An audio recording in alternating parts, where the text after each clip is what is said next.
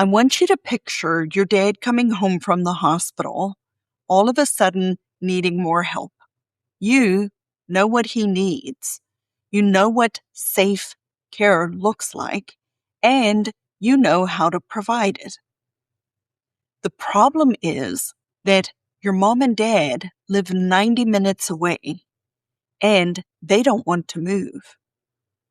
You, as their daughter, you work, you have a marriage, you have your own responsibilities, and your adult kids that you want to be a part of their lives. And you simply struggle to turn the clinical recommendations made by the hospital and the therapists and home health into your life, into your specific life. You may know exactly what your dad needs. You may not know how you need to put together what he needs within your actual life. Hey, Christian Dignicarer, welcome back to Dementia Caregiver Support for Christians, the podcast where we look at Christian caregiving through a different lens. Now, before we get back to today's episode, many of you will remember Ask the Dementia Coach. Well, on September 26th, 2026, that's a mouthful, Ask the Dignicare Advisor will take its place. This is exactly the same format as before, excepting there are two differences. The name has changed from Ask the Dementia Coach to Ask the Dignicare Advisor, and participation will be limited to 6 people every other month. If you remember those episodes from before, they were live caregiving, advising in action. Our next opportunity for one of these sessions is September the 26th, 2026 at 3 p.m. Eastern. The time is the same. It's a Saturday just like it was before. If you are interested in registering for one of these 6 slots, go to dignicarebydesign.com/ask and register. Yet again, the website for that is dignicarebydesign.com/ask. Now, back to our episode today. The story you just heard about Dad coming home from the hospital needing more help is my story. I knew what Dad needed because I have the academic background from being a 30-plus year veteran, healthcare provider, and occupational therapist. And at the same time, I did not know how to make what he needed to work within the life I actually had. My life, my marriage, my kids, my wants, needs, and desires, and all of my God-given responsibilities. When I say all of those, my life, my marriage, my kids, all of that, it can sound a little selfish, right? However, I want you to remember that those particular things are things that the Lord has given me to steward in my Christian caregiving journey. Now, as I started to think about it and say to myself, why is this so hard for me to put together into my own life? I started to see something that I had never seen before, that I had never been taught to see. And that was that caregiving in and of itself, just caregiving or dependency, is a system. It's a system that we, as the people who are caregivers, have to figure out how to look at in order for us to put together, because all of the work of figuring this out falls on you as the caregiver. And what I have started to call this particular way of looking at it is caregiving system advising, because caregiving is a system. So today, we're going to look at it through the lens of 3 different points. The first one is caregiving exists in a system, whether we recognize it or not. Next, knowledge alone does not organize that particular system. How do I know that? Because I had all the skills and information needed to put this together, and I couldn't. Then, that the missing piece, the missing work, has a name, and that is called caregiving system advising. Caregiving system, because it's one system. It's not multiple systems advising. So let's look at those 3 things. First, caregiving exists within a system. How do I know that? Well, caregiving does not happen in isolation. God, when He created the world, He created us, male and female, and dependent upon Him. If you look at creation, if you look at the world around us, all the way from the innermost parts of our body, the cells that we can't even see, to the universe outside and the stars in the sky, they are dependent on each other. It is interdependent. The world the Lord created is interdependent upon itself, and humans are interdependent upon one another, living in all of these different systems, and we are 100% dependent on the Lord. And caregiving exists within these already existing systems, including our relationships, our responsibilities, our individual households, our financial resources, and our physical capacities and limits. So my dad's needs did not exist in isolation. It existed inside a system already there, whether I saw that system or not. He was my mom's 24-hour caregiver. They lived an hour and a half away from us. I worked. We had a church. Our finances, the physical geographic distance, the history of our relationships. My dad is an atheist, and my husband and I are Christians. How all of those things play in together into what I then receive and experience as a caregiver. What is my responsibility? Who has the authority? What are the limits? How do I do that? And then this last thing that was the big realization, which was the caregiving tasks, which is what the healthcare system entirely focuses upon, were the small part of caregiving. I am a 30-year veteran occupational therapist, and I knew how to provide the care. The harder question, and the thing I did not know or be able, the harder question for me was, how do I make all of this work within the sphere of influence the place and space and relationships that the Lord had already put me into.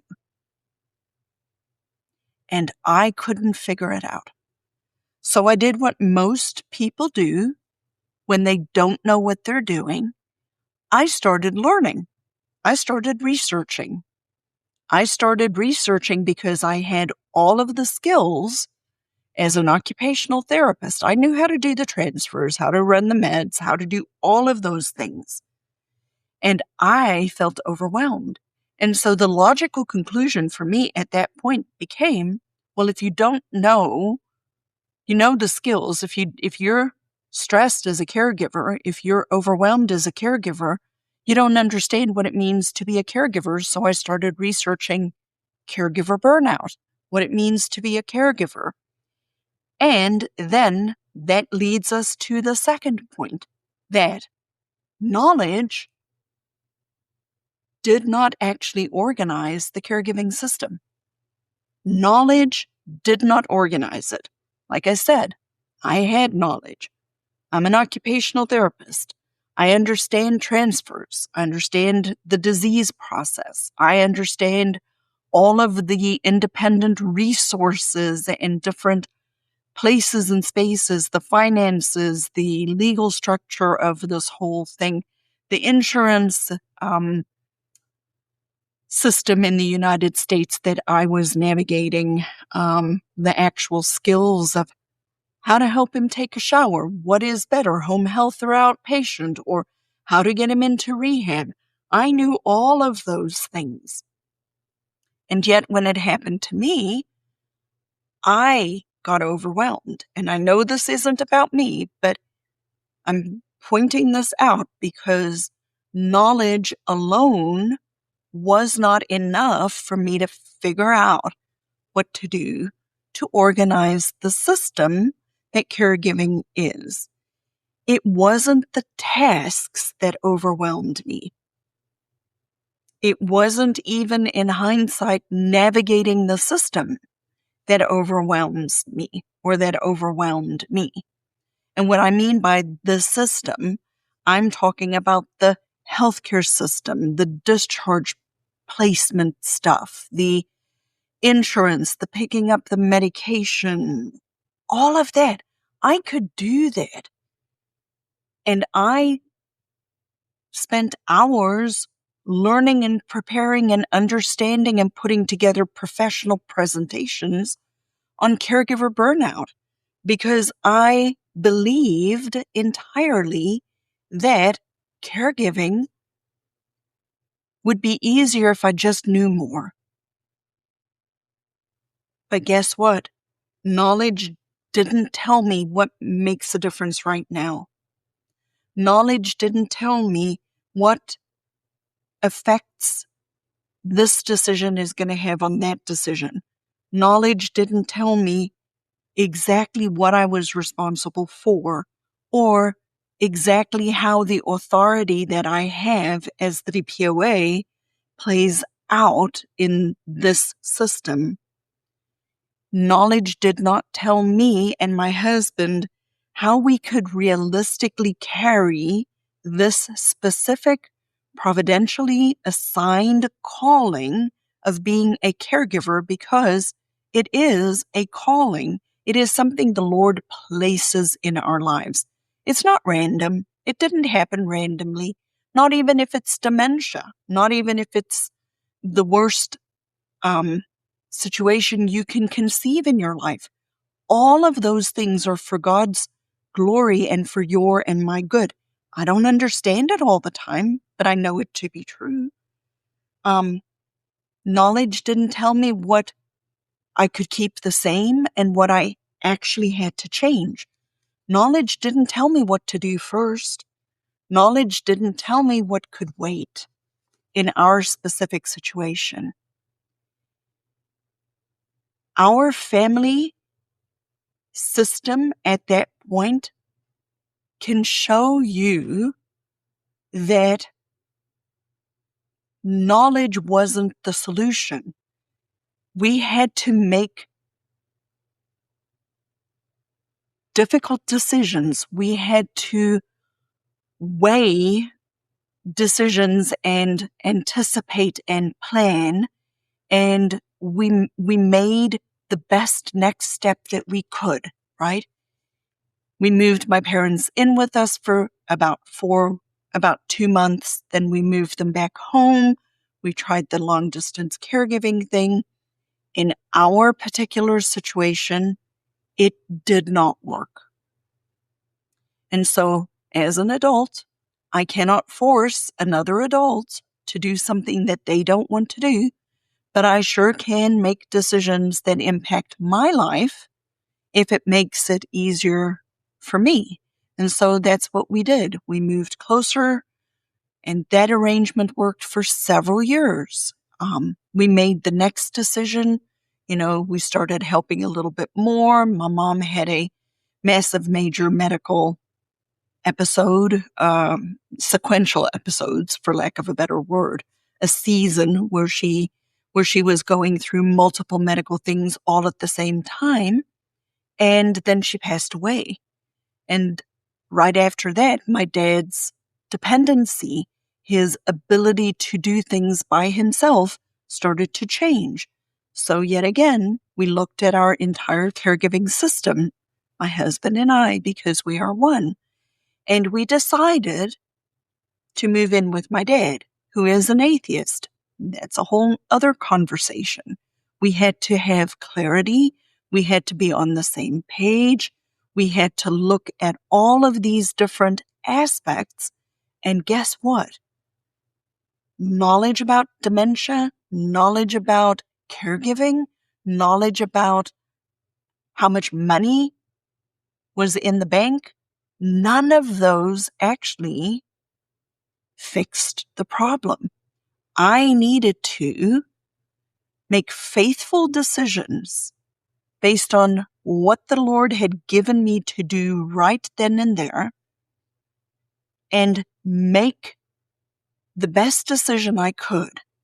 Knowledge gave me the information.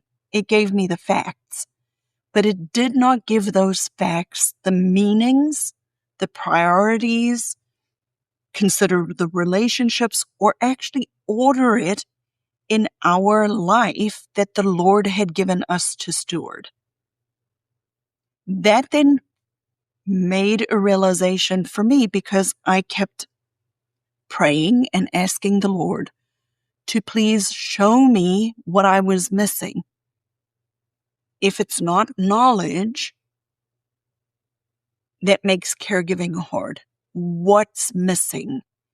And then slowly, over about 1.5 years, almost 2 years, the Lord showed me that the work that He has placed in my hands to work through has a specific name, and it is called Caregiving System Advising. Caregiving System Advising, because there is a gap.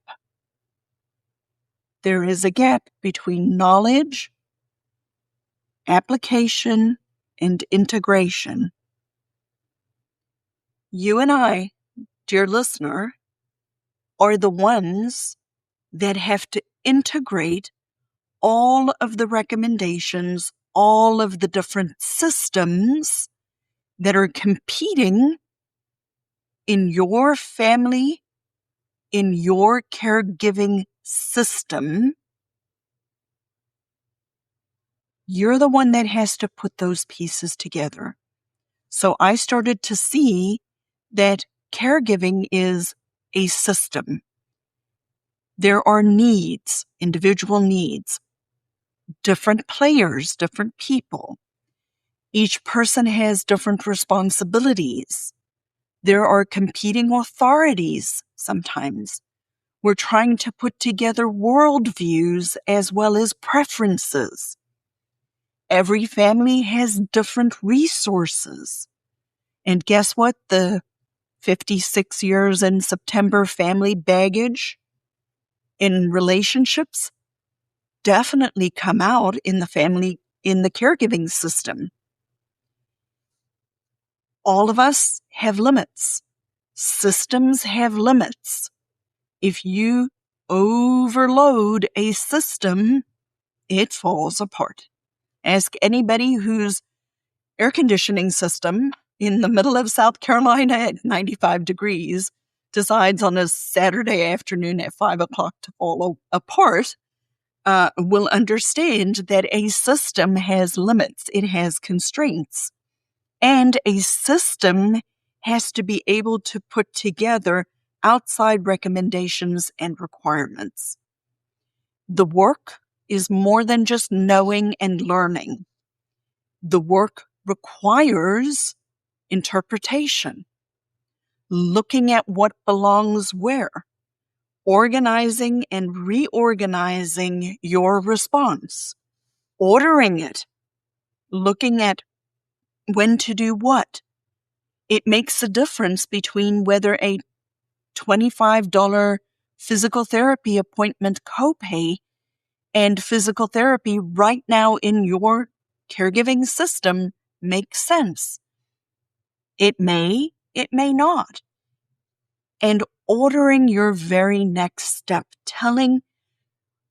looking at the system and taking all of the noise away, the competing recommendations, the competing information, and ordering it into a systematic approach that helps to cut down on the noise, to cut down on the overwhelm. Does it take it all away? No, we're human and we're fallible.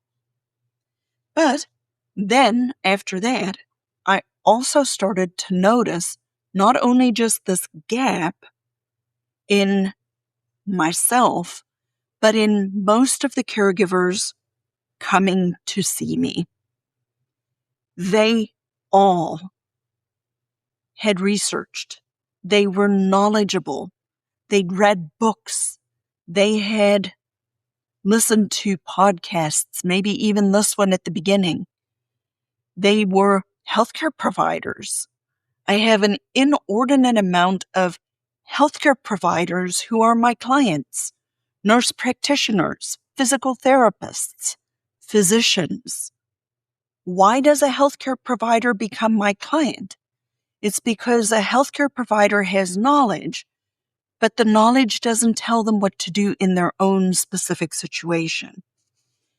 People have information, and the more this continues, information isn't the problem anymore. It may have been at the beginning, but information is not the problem. You can ChatGPT what is dementia. You can go Google or listen to other podcasts and get information. You can learn what is anosognosia. Those are valuable skills for sure.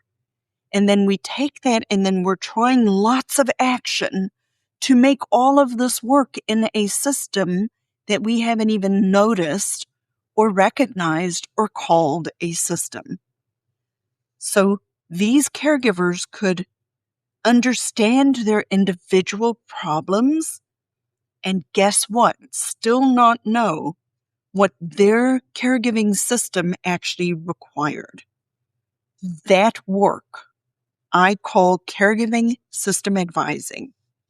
Caregiving system advising interprets, organizes, reorganizes, and orders your caregiving system over time as dependency and the circumstances around you change. Because we do not live in a static system. Today is not the same as yesterday. Tomorrow is not going to be the same as today. Ecclesiastes, speaks of nothing being new under the sun. And also in one of my favorite hymns, which is, now that I've started that, I'm not going to be able to come up with the answer for it, but time like an ever-rolling stream bears all its sons away, right? Caregiving is a part of an ever-rolling stream of your life. It is something for you and I to be faithful with. Most of the caregivers coming to me who are believers have a primary goal, and that is to glorify God and enjoy Him forever and not dishonor the Lord through their caregiving journey. Faithful caregiving is not treating caregiving as if it is a detour in your life, as if it exists apart from everything else the Lord has given you to do. It hasn't. You and I, as the caregiver, need to steward the person who is entrusted to us, our actual responsibilities, our actual relationships and authorities, our actual obligations, our actual physical limits, and all with a dependence upon the Lord, with a reliance on the Lord to get us through. And at the same time, the Lord gives us means. So, to recap today's episode real quick, we looked at this through the lens of three things. Firstly, caregiving exists in a system, whether you and I recognize that to be a system or not. Secondly, knowledge does not organize the system. You can have all of the facts and the skills just like me and still not know what to do. And that missing work has a name. It is called Caregiving System Advising. So, let me find my spot here. You and I, as caregivers, are not simply just dealing with one caregiving problem after another. You and I are living within a caregiving system. Knowledge is important. Knowledge alone does not organize that system. Caregiving system advising is the work that addresses the gap between knowing information, applying information, and integrating and interpreting that information into your specific caregiving system. So, next month, this episode comes out on August 25th. Next month, Ask the Dignicare Advisor comes back. It used to be Ask the Dementia Coach. It is now Ask the Dignicare Advisor because in those sessions, we start to do caregiving system advising. If you like this episode, please share it with somebody. Register for Ask the Dignicare Advisor at dignicarebydesign.com/ask.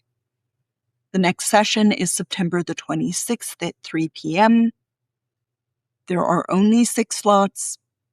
This is not to try to make people to hurry up and sign up and be, just artificially scarce. There are only 6 slots because I'm going to do this for an hour and a half. This is my give back. This is my give back goal to help you as a Christian caregiver, as a dignicarer. So go to dignicarebydesign.com/ask. And as I try to remember to end all of my episodes, may the Lord bless you and keep you. I do pray for you. I hope you pray for me. I would appreciate it if you pray for me.